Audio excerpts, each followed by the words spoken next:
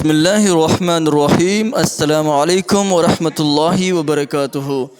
زما وروڼو او خویندو، نن د محبت د حصول دپاره درته یو داسې وظیفه ښیمه چې دا وظیفه کله تاسو وکړئ نو معشوقه به د ستاسو په عشق کې بلکل دیوانه شي او داسې مینه به د ستاسو سره پیدا شي چې خپله به ورته حق خیران پاتې شي.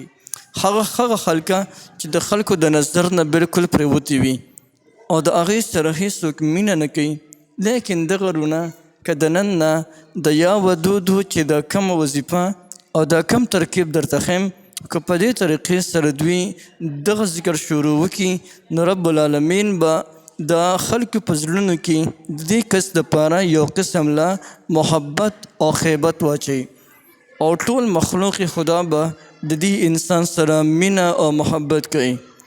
دا د الله جل جلاله یو ډیر مبارک نوم دی، یا ودودو.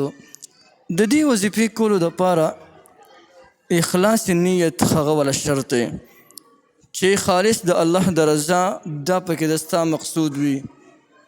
داسې مه کوه چې صرف د دنیا د دې غرض دپاره زه د الله د نوم د استعمال وکم. یا ودود د الله جل جلاله یو ډیر مبارک نوم دی.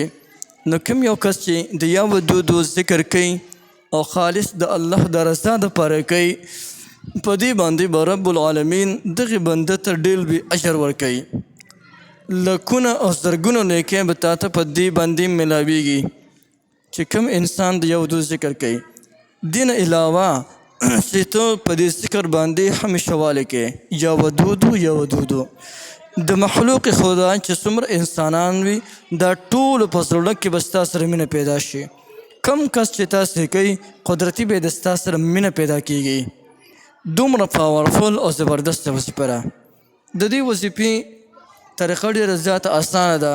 سمپل تاسو به د هر منځونه پس 15 کرته یا ودودو وایي.